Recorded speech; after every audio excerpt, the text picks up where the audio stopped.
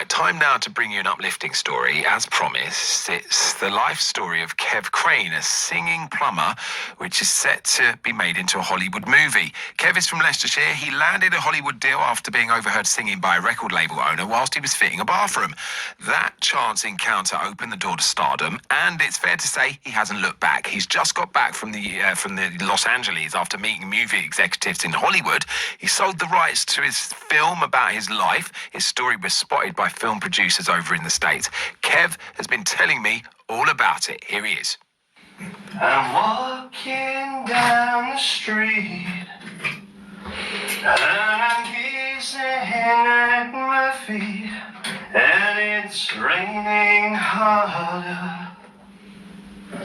It's raining harder. I'm holding back the shame.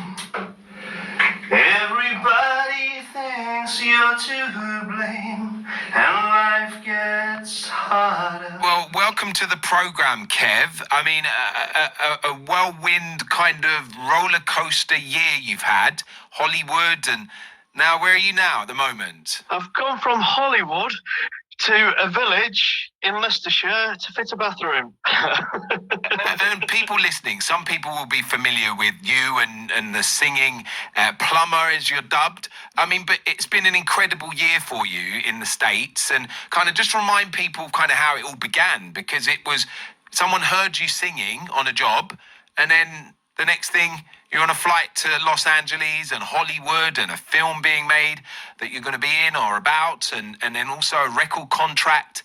I mean, you've done all right for a guy from Leicestershire. It's been crazy, and as for a lot of people, lockdown. If it wasn't for lockdown, this wouldn't have happened. And from building a recording studio in my cellar to getting a call to fit three bathrooms at a record producer's house, then giving him, he wanted to listen to the album, and then he said, basically, to cut a long story short, would you like to release it on my label, because it's still being sat on your hard drive, it's not doing anything. So I was like, yeah, okay. And then the press got hold of it, of the story. And then, before I knew it, it just went worldwide. The story just went absolutely bonkers. It went across Britain, Europe, and then it got to Washington Post, which is where Stacey Sherman Ray, Billy Ray's wife, the writer of The Hunger Games, Captain Phillips, Terminator, they got a hold of it and asked me if I would be interested in having a chat with them about doing a story on basically my life rights. That's incredible. I just said, yeah, okay. and I mean, you've probably, who are you thinking will play you? So there are so many good actors about. There's a few names being thrown about. I believe they've had a chat with a few people. The script's all done. Ian LaFrene, Dick Clement are also the screenwriters who from Off Weed is Aim, Pet Porridge, Bank Job, The Commitments. They've done it as well. With Billy, and we've given dramatic rights, so it's turned into this incredible story, and I can't wait to see it now.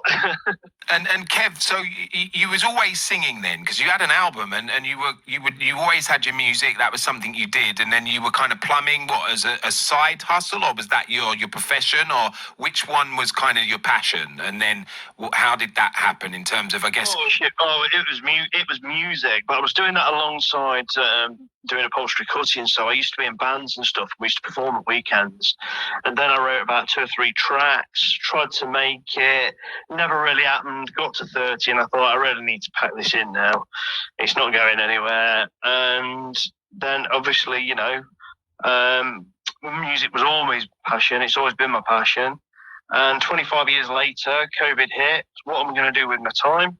Went on YouTube, thought, right, I'm going to learn how to build a recording studio in my basement. So I built a recording studio from YouTube, and then it was after I'd done that, I was like, well, how do I record? How do I record this album? I ain't got a clue.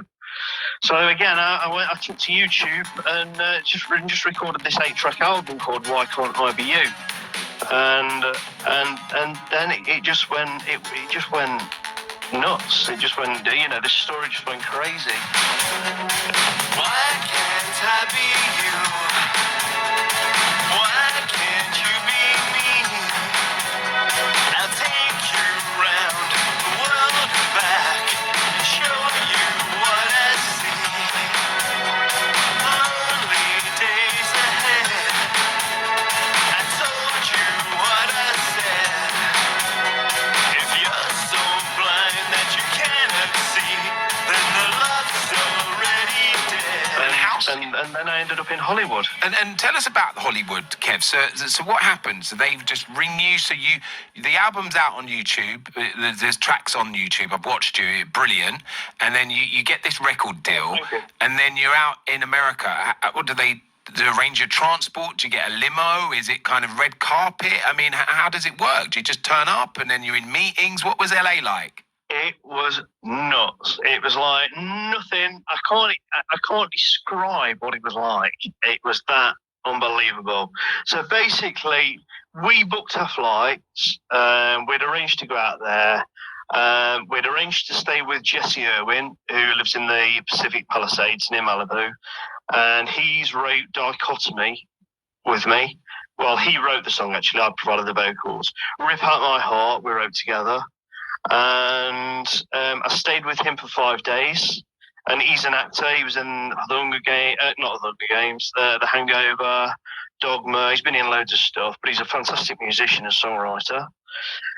We stayed there for 5 days. Then we went to Las Vegas for 6 days, but stopped off for lunch with Ian LaFrene and Dick Clement, where they invited us to their house with Denise Welch and her husband, Lincoln. He's a very famous artist.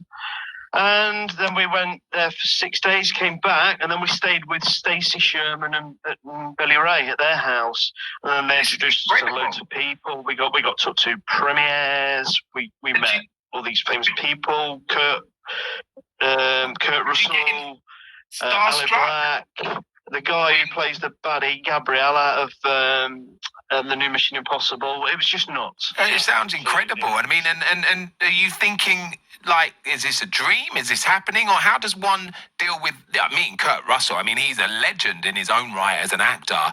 And then here you are with him on the red carpet or meeting him. And how do you find that you are starstruck, or do you kind of keep it professional? Because you're kind of a star in the making yourself now.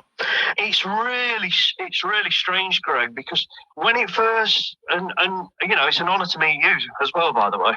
It's a privilege to be talking to you. But it's to start with, it was very overwhelming. It was like, gosh, we're meeting all these well-known famous people who, I'd never have dreamt in my wildest dreams a story like this could have happened to somebody like me. But now it's just like, well, they're just regular people. So it's more so I've got used to it, if that makes sense. Yeah, that's incredible.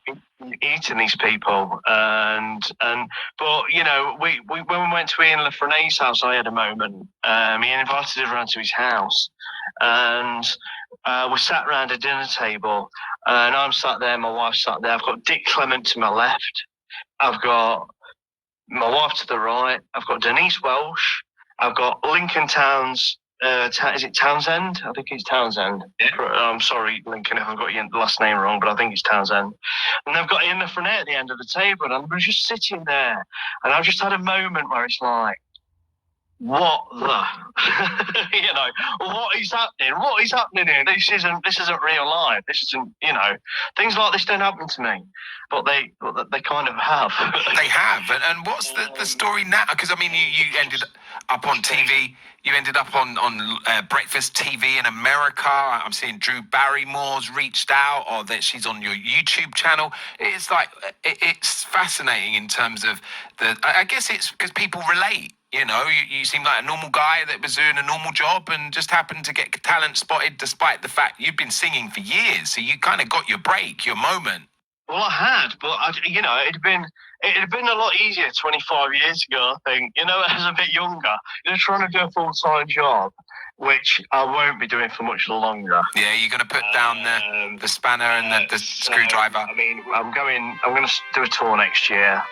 Called the Boom Boom Boom Tour. It's based around races and football matches and stuff like that. We want to put a message out there. For those of you who go to games, there's few words of disgust.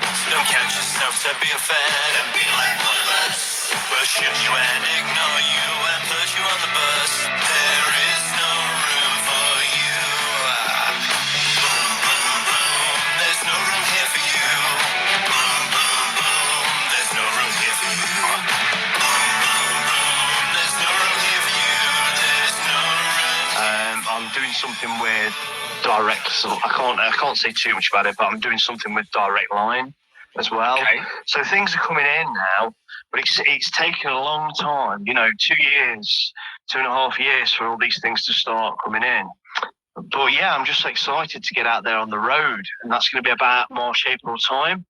But I'm still going to be doing small plumbing jobs just to keep my hand in. I was going to say, I mean, because people are going to be ringing in wanting you to do their bathrooms, but that's kind of you're doing little jobs, slow jobs, and then obviously the singing, the performing, that's going to come first, and travel the whole country and get out there. Yeah, that's what I want. That's what I really want, So any promoters out there listening, welcome to give us a hand. Said you'd need me, then you'd let me go. Tiger told me I'm on my knees. Was it all for sure? I'm still here for you, 'cause I still adore you. I'm holding so tight, trying to stay strong. These feelings get stronger, not sure how much longer I can. Anybody who wants to book us from then on would be great. But we're looking at doing small football clubs to start with. A guy called Samuel Fox, an LA Entertainment's lawyer, is behind the whole campaign and approached us to do this song called Boom Boom Boom, anti-racism song. And me and Paul Keneally, who owns the New Reality Records, we jumped straight on board. There was no questions asked. Yes, we'll do it. Straight away. And Kev, a lot of people will be listening, thinking, they'll be in their 40s, their 50s, and probably thinking, they had passions and dreams that they kind of put on the back burner. But what would be your words of wisdom for them, the other singers and musicians, actors? Right, my words of wisdom to them would be, if you don't have a dream, how can you have a dream come true? And Kev, we've got your cover of Billy Idol's Rebel Yell. So let's have a listen to that, and then we'll chat to you in a sec. Last night a little dancer came dancing to my door. Last night a little angel came pumping on the floor. She said, come on baby, I got a license for love. Pray help from above, because in the midnight hour she cried more, more, more. With a rebel yell, she cried more, more, more. In the midnight hour, babe, more, more, more. With a rebel yell, she cried more, more, more. So we just heard you there with your Billy Idol Rebel Yell cover. It's really good, really good. And what's the feedback been like from your friends, family, and kind of people that grew up with you, and now here you are in Hollywood, back now, but kind of, the world's your oyster? The feedback's been really good. I've had a few obviously social media is social media, isn't it? And it is what it is. So I've had a few negative comments. I've had some really lovely comments. I've had people who I don't know that have stuck by me all the way through this. Through the whole scenario, following my story, which is great. And I've stayed in front of, I've actually become friends with a few. There's a lovely lady called Barbara Pagnetta, Italian children's book illustrator, and she's absolutely lovely. And we've become really good friends. Incredible. And it's just people like that make it worth it, and make the journey exciting. And Kev, you say that. Are you ready for the fame? I mean, you're out there, and the social media, that does come with that. But the advice has always been to try not to read into it in terms of the social medias and all of that. Some will say, but how has it been dealing with fame and people recognising you? And there are the pitfalls of fame, is social media and the trolls. It's been, to be fair, it's been like a roller coaster. Because obviously the story came out, and you're in the media for like 3 weeks, and then all of a sudden it goes flat. And that's because obviously you can't run a story forever. The next story comes along.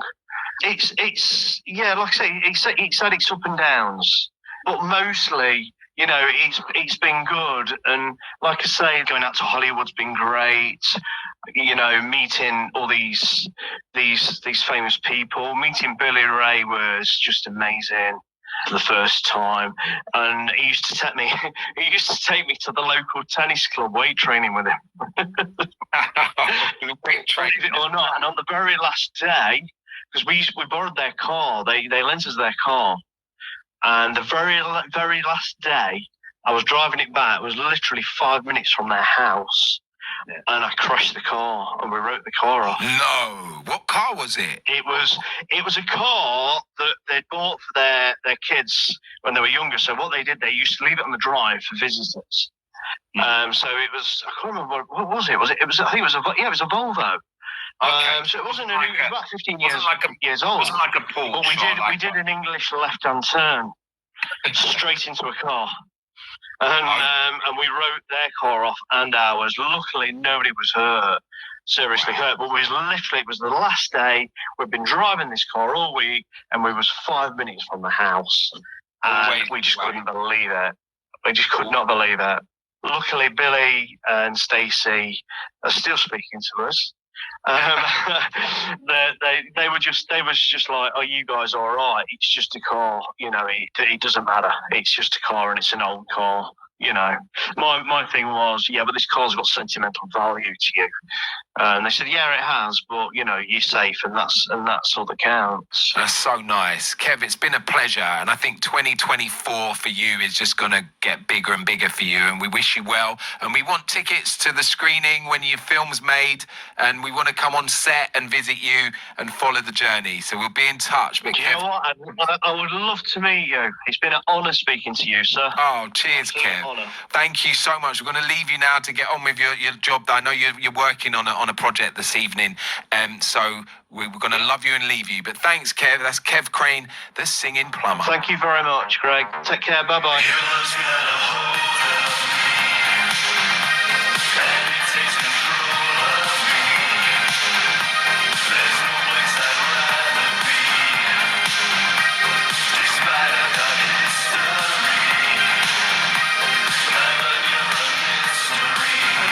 Kev Crane, we spoke to him earlier. I mean, what do you make of that? I mean, he's 51, and he was just singing as he was working on a job, fixing someone's bathroom, and he happened to be doing this job at a record producer's house, and the record producer thought, hang on a minute, I think we've got a singing plumber here. And fast forward a few weeks, and he's out in Los Angeles and traveling the world, and now working with loads of artists, and even got a film being made about his life. Now, he didn't say in that interview who is going to play him. He said a few names had been batted around, and I can tell you one of those names is George Clooney. So George Clooney might be playing Kev Crane in a film about Kev Crane's life. And a year ago, he was a plumber from Leicestershire, and now he's destined for Hollywood stardom. He's already done breakfast TV in Los Angeles in America, and he's just a plumber from Leicester that can sing, and he's Leicestershire rather. But good luck to Kev. Right, time's now fast approaching 4 o'clock. It's time for BBC